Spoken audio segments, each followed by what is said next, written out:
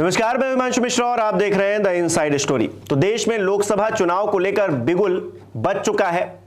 19 तारीख से इलेक्शन के लिए जो वोटिंग होनी है वो उसकी प्रक्रिया शुरू हो जाएगी। 7 फेज में चुनाव होने हैं।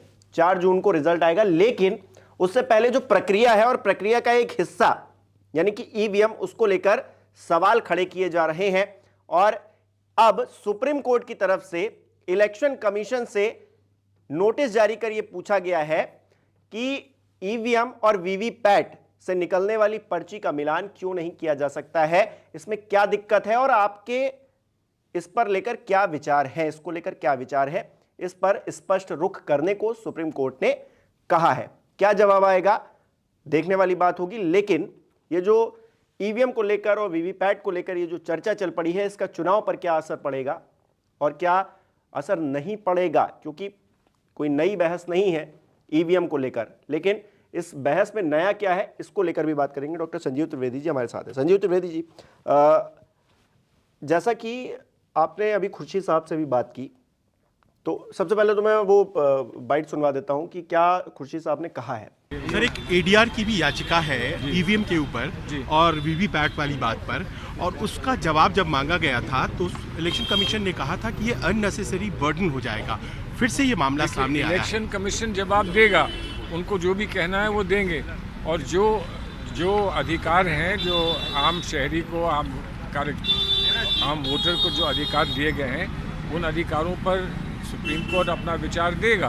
तो ये तो इसमें अलग अलग ओपिनियन लोगों के हो सकते हैं, लेकिन अंततः तो वही होगा जो सुप्रीम कोर्ट समझता है कि सिटीजन के लिए, एक वोटर के लिए जो सही है। लेकिन आप मानते हैं कि हमेशा जो कानून के फैसले होते हैं वो लागू हो सके तो ही उसका फायदा। अब 19 अप्रैल को वोटिंग होनी है। अब देखिए ना, सुप्रीम कोर्ट को भी तो इसका आइडिया है कि उनको क्या करना है, कैसे करना है।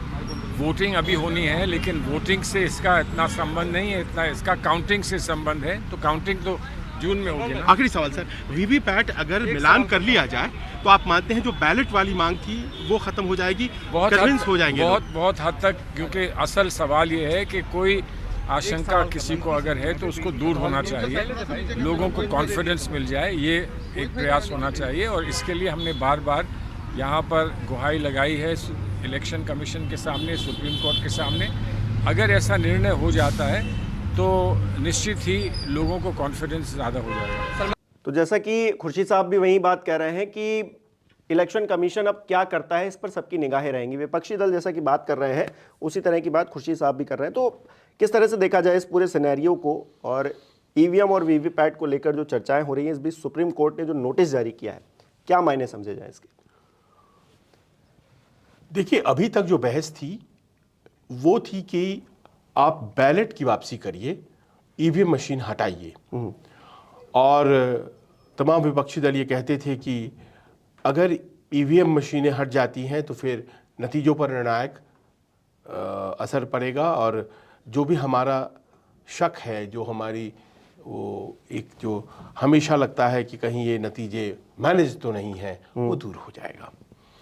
लेकिन दिसंबर 2023 में, पिछले साल जो बैठक हुई इंडिया गठबंधन की, उस बैठक में ये तय हुआ कि चलिए बैलेट को वापस लाना मुश्किल है, ऐसा ईवीएम अगर कहता है, अगर इलेक्शन कमीशन कहता है, और ईवीएम के साथ ही रहना पड़ेगा, तो एक दूसरा रास्ता भी है। और वो जो दूसरा रास्ता ये है कि जब भी वोट दिया जाता है तो उससे पर्ची भी एक निकलती है। जो वोटिंग यूनिट होता है उसमें voter verified paper audit trial, तो वो जो वीवीपैट जिसको शॉर्ट में कहते हैं, उस पर्ची को जो निकलती है साथ में, क्यों ना उसको काउंट कर लिया जाए।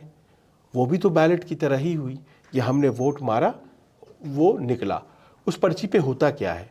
देखिए, उस पर्ची पे ये होता है कि उसका सीरियल नंबर पर्ची का, उस पर नाम होता है जिसको आपने वोट मारा है, और सिंबल होता है। तो जब आप वोट करते हैं एक लाइट आती है और उसके बाद ये पर्ची निकलती है। इस पर्ची में आप देखते हैं कि सही है या नहीं है, जो हमने वोट जिसको मारा है वो सही है या कुछ गड़बड़ तो नहीं है।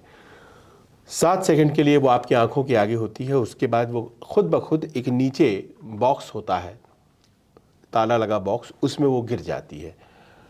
उस तक आपका कोई एक्सेस नहीं होता है, जो मतदान अधिकारी होते हैं उनका ही एक्सेस होता है उस पर्ची पर। लेकिन वो पर्ची आपको विश्वास दिलाने के लिए है कि आपका वोट सही जगह पर गया है। मांग ये हो रही है कि उस पर्ची की गिनती अभी फिलहाल मात्र 5 मशीनों की होती है। आप कहीं से 5 असेंबली सेगमेंट होते हैं अमूमन एक लोकसभा में, तो हर असेंबली सेगमेंट से एक एक मशीन या 5-5 मशीन चुन लेते हैं और फिर उसको गिन लेते हैं और फिर तय कर लेते हैं कि बाकी चीज़ें तो सही ही होंगी। तो ऐसे में क्यों ना पूरे वीवीपैट की काउंटिंग कर ली जाए, सारे पर्चियों की काउंटिंग कर ली जाए। एक तरह से वो बैलेट की तरह ही हो गया और हमारे जो शक हैं वो निर्मूल हो जाएंगे, ख़त्म हो जाएंगे। ये मांग लेकर के चुनाव आयोग के पास गई विपक्षी पार्टियां, जो कि इंडिया गठबंधन की पार्टियां थीं, जिन्होंने बैठक की थी दिल्ली में दिसंबर 2023 में। उन्होंने कहा मुलाकात के लिए समय दीजिए। वो तब से लेकर आज तक मुलाकात का समय नहीं मिला विपक्षी दलों को। तो विपक्षी दल फिर चले गए कोर्ट, और विपक्षी दल नहीं कहिए, एक व्यक्ति है जो कोर्ट गए हैं, अरुण कुमार अग्रवाल, और उनकी याचिका जो थी वो विपक्षी दलों की जो मांग थी उसके आसपास ही थी। अब विपक्षी दल तो सीधे चले गए थे चुनाव आयोग के पास वो, लेकिन ये साहब अग्रवाल जी ये चले गए सुप्रीम कोर्ट और उन्होंने कहा कि साहब यही तो मांग हम कर रहे हैं। बड़ा सिंपल मांग है कि आप बस पर्चियां जो निकलती हैं उसकी गिनती कर लीजिए, मशीनों में जो वोट मारा है उससे मिलान कर लीजिए, हम संतुष्ट हो जाएंगे, बहुत ज़्यादा समय भी नहीं लगेगा। तो इसी पर वो नोटिस जिसकी बात आप कर रहे हैं, वो नोटिस चुनाव आयोग को गई है। 17 मई चुनाव के ठीक 2 दिन पहले, जो चुनाव की शुरुआत, मतदान की शुरुआत हो रही है उसके 2 दिन पहले एक बार फिर से सुनवाई होनी है सुप्रीम कोर्ट में। और तब तक उम्मीद ये की जा रही है कि इस सवाल पर कि क्या पर्चियों की गिनती की जा सकती है, इलेक्शन कमीशन अपना जवाब दाखिल करेगा। ईवीएम को लेकर असंतुष्टि कांग्रेस पार्टी में खास तौर से और विपक्ष की जो पार्टियां उनमें खास तौर से दिखाई दे रही है। लेकिन मैं अगर थोड़ा इतिहास में जाऊं तो 2004 के, अगर मैं गलत हूं तो मुझे सुधार करिएगा, 2004 के इलेक्शन हुए जो पहली बार जब ईवीएम का इस्तेमाल किया गया। भारतीय जनता पार्टी की उस वक्त सरकार थी और फिर किस तरह से यूपीए की सरकार बनी, कांग्रेस पार्टी की सरकार बनी, 10 सालों तक चली। फिर 10 साल अब हो रहे हैं भारतीय जनता पार्टी को पूर्ण बहुमत की सरकार चलाते हुए, 20 साल हो गए हैं। 20 सालों में कई बार सवाल उठे ईवीएम को लेकर, लेकिन इस बार ऐसा क्यों लग रहा है कि ईवीएम को लेकर जो है विपक्षी दलों में खास तौर से वो उनको ये विश्वास है कि ईवीएम में कुछ ना कुछ गड़बड़ है। हालांकि अभी कोई कुछ साबित नहीं कर पाया है, इलेक्शन कमीशन ने भी मौका दिया कि आप करके दिखाइए, लेकिन कुछ भी नहीं हुआ। लेकिन ये अविश्वास जो है ये किस तरफ लेके जा रहा है हमारे लोकतंत्र को, हमारे देश को? क्या ये दिशा भटका तो नहीं रहा है जिस दिशा में हमें जाना चाहिए? एक लोकतांत्रिक प्रक्रिया जो है उस पर अविश्वास हो रहा है। देखिए, ये बात तो सच है कि हाल के दिनों में ईवीएम के प्रति अविश्वास का भाव बढ़ा है, पर साथ ही साथ इस बात को भी देखना पड़ेगा कि भारतीय जनता पार्टी इलेक्टोरली, चुनावी तौर पर जिस तरह से बहुत से राज्यों में लगातार एक के बाद एक सक्सेसफुल होती चली गई, और आज कहा जाता है कि 18 ऐसे राज्य हैं या यूनियन टेरिटरी हैं जहां उसकी सत्ता है हमारे देश में। तो लोग ये कह रहे हैं कि इस तरह की सफलता जो है वो स्वाभाविक नहीं लगती है। जो विरोधी हैं भारतीय जनता पार्टी के, उनका ये कहना है कि ये मैनेज्ड लगती है और मैनेज करने में ईवीएम की भूमिका है। ये एक अपना सोच है। अब कैसे भूमिका है, तो वो कहते हैं कि हैक किया जा सकता है, इसकी अदला बदली की जा सकती है, और तमाम तरह के आरोप वो लगाते हैं। आपने बताया कि चुनाव आयोग ने खुली चुनौती दी। खुली चुनौती के तहत उसने इलेक्शन कमीशन उन तमाम लोगों को बुलाया जो लोग इसको गलत कहते हैं, और उनसे कहा कि आप हैक करके बताइए, अपने इंजीनियर भी लेकर के आइए। तो कोई सामने हैक नहीं कर पाया। इसीलिए चुनाव आयोग, अब पीछे जो चुनावों की घोषणा हो रही थी, इलेक्शन कमीशन की फुल बॉडी बैठी थी और उसने घोषणा की थी, तो आपको याद होगा ये प्रश्न मुख्य चुनाव आयोग से फिर किया गया अभी 15 रोज पहले, और उस वक्त भी उन्होंने कहा कि नहीं, पूर्णतः सेफ है, पूर्णतः सेफ है। तो गवर्नमेंट तो लगातार मेंटेन करती आई है कि वो पूर्णतः सेफ है। ये बात इलेक्शन कमीशन भी कहता है कि वो सेफ है, वो उसमें शक की कोई गुंजाइश नहीं है, इस बात को वो भी कहता है। लेकिन लोकतंत्र में एक ट्रांसपेरेंसी, पारदर्शिता जो है वो बहुत इम्पॉर्टेंट है, विश्वास प्रक्रिया में हो वो बहुत इम्पॉर्टेंट है।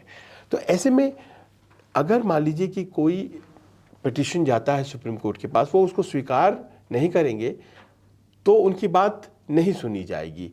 तो साइंटिफिक जो चीज़ें हैं वो साइंटिफिक तरीके से कन्विंस की जाए, ये एक वजह है। और या शायद सुप्रीम कोर्ट को ये लग रहा है लॉजिकल कि क्या वीवीपैट हम गिन सकते हैं। वीवीपैट गिनने में जाहिर है थोड़ी दिक्कत आएगी, लेकिन अगर हम अपने स्टाफ बढ़ा करके गिन सकते हैं तो क्या हम इसको एक ऑप्शन के तौर पर देख सकते हैं। कोई फैसला नहीं हुआ है, कोई विचार प्रकट नहीं किया गया है, पर क्या इलेक्शन कमीशन इस संदर्भ में सोच सकता है, क्या वीवीपैट की गिनती हो सकती है? यही प्रश्न है चुनाव आयोग का। कोई पोजीशन नहीं लिया है, लेकिन अपने आप में सुप्रीम कोर्ट के द्वारा इस मसले पर कोई क्वेरी भेजना इलेक्शन कमीशन को ये बताता है कि सुप्रीम कोर्ट को जो समाज में ईवीएम को लेकर असंतोष है उसका ज्ञान है, और शायद उसी बात का उन्होंने संज्ञान लिया है। कुछ लोग कहते हैं कि ध्यान भटकाने के लिए कांग्रेस पार्टी खासतौर से, कि आप जिन राज्यों में जीत जाते हैं उनमें तो आप ना ईवीएम को कोसते हैं, ना कुछ कहते हैं कि उसकी वजह से हम जीत गए।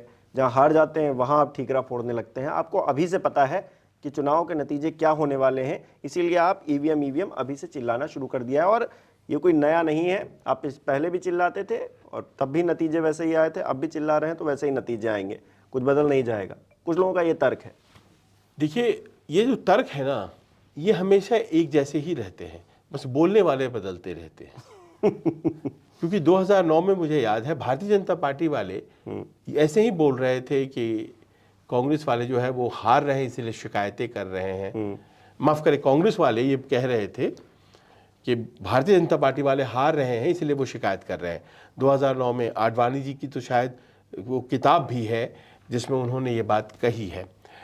तो अब जब ये बात कही गई है कि वो शक है और सब कुछ है, और हर दौर में कही गई है, कभी बीजेपी विपक्ष में रही तो उसने कह दिया, कभी कांग्रेस विपक्ष में रही तो उसने कह दिया, तो क्यों ना सुप्रीम कोर्ट का यही मंतव्य लगता है कि क्यों ना हम एक कोई ऐसा समाधान ढूंढ लें, और वही समाधान है वीवीपैट की गिनती।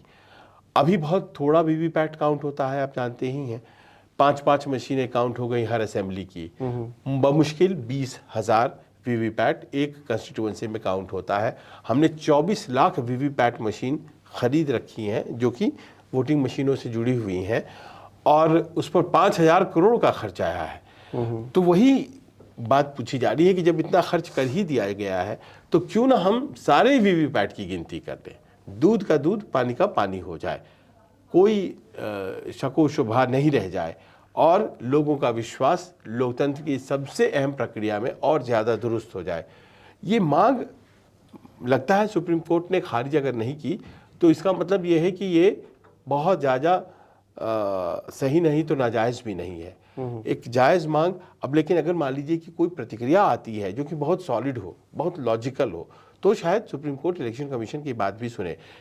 इसी तरह की एक और याचिका एडीआर ने की थी, एसोसिएशन फॉर डेमोक्रेटिक रिफॉर्म्स। उन्होंने भी ये मांग की थी कि आप गिनती क्यों नहीं करते। उस वक्त एक छोटा रिप्लाई किया गया था इलेक्शन कमीशन के द्वारा, और उसमें उन्होंने कहा था कि कम्बरसम कर देगा प्रोसेस को, ये बहुत ही ज़्यादा हेवी कर देगा और नतीजे आने में समय लगने लग जाएंगे। इतनी गिनतियां अगर आप पूछेंगे तो ऐसे तो क्लिक ऑफ ए बटन पर आ जाती है गिनती, वैसे हर चीज़ का मिलान करते हुए गिनते जाइए, देखते जाइए, फिर गिनते जाइए, फिर देखिए, तो कई दिन लग सकते हैं, फिर वो दौर आ जाएगा। पर मुझे लगता है कि ये कोई बहुत बड़ी बात नहीं है। अगर मान लीजिए कुछ ज़्यादा लोगों की ज़रूरत है तो ज़्यादा लोग लाए जा सकते हैं। नहीं, ये अगले 5 साल देश का भविष्य तय करने वाला है, तो इसमें अगर 2-3 दिन लग भी जा रहे हैं, हाँ, तो क्या अंतर क्या फ़र्क पड़ता है।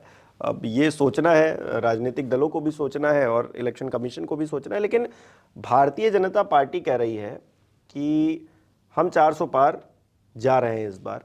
मोदी जी तो अब सीधा सीधा ये कहने लगे हैं कि अब शपथ लेने के बाद बहुत कुछ नया शुरू होने वाला है। विपक्ष एकजुट होने की कोशिश कर रहा है, हो पा रहा है, नहीं हो पा रहा है, तमाम चीज़ें हैं। ईवीएम की बहस अगर छिड़ी है तो क्या जनता इस पर रिएक्ट कर पा रही है? जनता रिएक्ट कर रही है, क्योंकि फर्क तभी पड़ता है जब जो वोटर है उस तक वो बात पहुंचे, क्योंकि आप ग्राउंड पे भी रहते हैं, जनता से इंटरेक्शन भी होता है। तो क्या लगता है कि उस तक वो बात पहुंच रही है? राजनीतिक दल कुछ भी कह रहे हो, इधर के या उधर के, जनता क्या कह रही है? देखिए, मैंने कुछ आंदोलन जंतर मंतर पर देखे इस संदर्भ में, और वो बड़े वेल अटेंडेड थे। इसका मतलब है कि लोग बाग इस संबंध में कहीं ना कहीं कुछ सोच रहे हैं। लोग पहुंचे हुए थे और बहुत दूर दूर से आए हुए थे, और सबको यही शिकायत कि ये फिक्सिंग हो जा रही है। कुछ इसी आशय की बात परसों रविवार को आपने देखा रामलीला मैदान में राहुल गांधी ने कही, मैच फिक्सिंग कह दिया उन्होंने। तेजस्वी यादव ने भी कहा, हालांकि उनकी बात को कोई संज्ञान लेकर कोई एक्शन नहीं ले रहा है, पर उन्होंने भी कहा कि इसीलिए अभी से 400 कह दिया, क्योंकि पहले ही से आपने फिक्स कर लिया है, सब तय कर रखा है। तो चलिए, वो तो एक राजनीतिक बातें हुई, पर ये ज़रूर है कि ये तमाम कांस्टेंट प्रक्रिया ने ईवीएम को लेकर के जनमानस में भी थोड़ा बहुत एक संदेह उत्पन्न कर दिया है। तो कोई भी बात होती है वो पत्थर की लकीर नहीं होती है।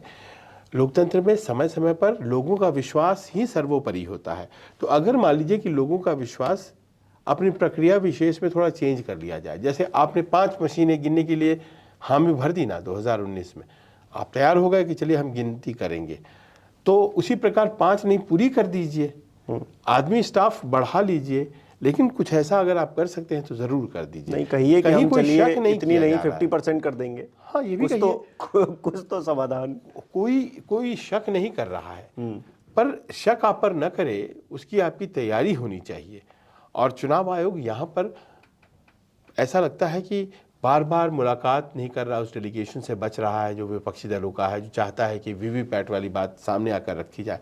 क्यों नहीं मुलाकात कर सकते हैं? मुलाकात करिए और कहिए अपनी बात। आप कहिए कि हम 50% के लिए रेडी हैं। आप ये भी कहिए कि हम नहीं कर सकते हैं क्योंकि हमारे पास अभी संसाधन नहीं है, हम बाद में करेंगे।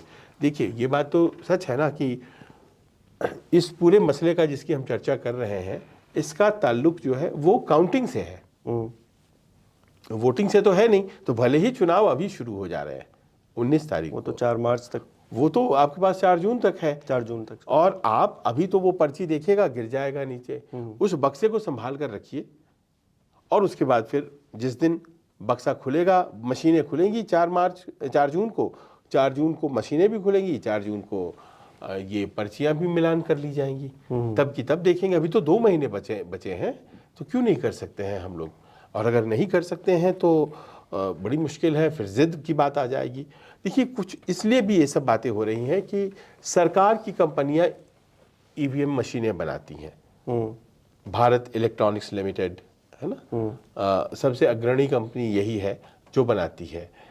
अब बेंगलोर वाली, तो अब इस क्रम में पीएसयू है, वो कहीं कोई नहीं कह रहा है कि वो शामिल हो सकते हैं या कोई गड़बड़ है, लेकिन ये होता है ना कि एक दिमाग में लोगों की बात आती है। उसके बोर्ड ऑफ डायरेक्टर्स पर आपने पिछले दिनों देखा, चर्चा हम लोगों ने भी की हाँ, शो में। तो ऐसे में जरूरी हो जाता है कि कोई ऐसा कदम लिया जाए ताकि पॉलिटिकल वर्ग जो है वो फेयर लड़ाई लड़ रहा है ना, उसको वो इंप्रेशन देने में इलेक्शन कमीशन सक्सेसफुल हो। इलेक्शन कमीशन की भूमिका है यहाँ पर, और वो किस तरह, अब जबकि वो मुलाकात नहीं कर रहा था विपक्षी दलों से, तो सुप्रीम कोर्ट ने सवाल कर दिया है। और हमें ये बड़ा शिद्दत से इंतजार रहेगा कि वो जवाब क्या देते हैं। क्या वो जवाब कुछ ऐसा देंगे जो इस इलेक्शन पर प्रभाव पड़ेगा उसका?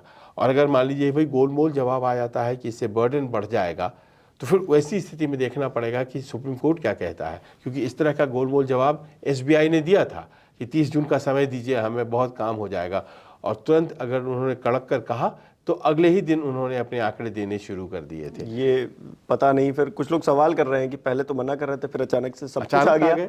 आपने तो कहा था हम इलेक्ट्रॉनिक, हमारे पास एविडेंस नहीं है, हमको लिखना पड़ेगा, ये करना पड़ेगा, तुरंत आ गए सब। तो वैसे चुनाव आयोग अच्छा, ये बड़ी खराब स्थिति है कि सुप्रीम कोर्ट को हर मामले में सामने आना पड़ता है। मतलब जो प्रक्रियाएं हैं उनको वेल फंक्शनिंग होना चाहिए कि अगर विपक्ष का कोई नेता बात करना चाहता है, डेलीगेशन बात करना चाहता है, तो बिल्कुल ओपन होकर उसको बात करना, उसकी बात सुनना, उसके जो संशय है उसको सॉल्व करना। नहीं, पर बाकी चीजों पर बात करते हैं। हर चीज के लिए सुप्रीम कोर्ट जाना पड़ता है। नहीं, बात तो सही आप कह रहे हैं कि हर चीज, लेकिन चुनाव आयुक्त कहते हैं कि हम केवल ईवीएम वाले पे नहीं मिलते हैं, बाकी तो रोज कोई ना कोई डेलीगेशन जाता है इलेक्शन कमीशन। तो जिस चीज से दिक्कत है, ईवीएम वाली जो है उस पर बोलते हैं हम 40 दफे इस देश की अदालतों ने इस तरह की अप्रीहेंशन को खारिज कर दिया है, इस देश की अदालतों ने। तो हमें क्यों आप फोर्स करते हैं कि हर बार हम वही सारी बात, पुरानी बात नहीं? तो आप चुनाव करवाने जा रहे हैं, इस 5 साल का भविष्य तय करने जा रहे हैं।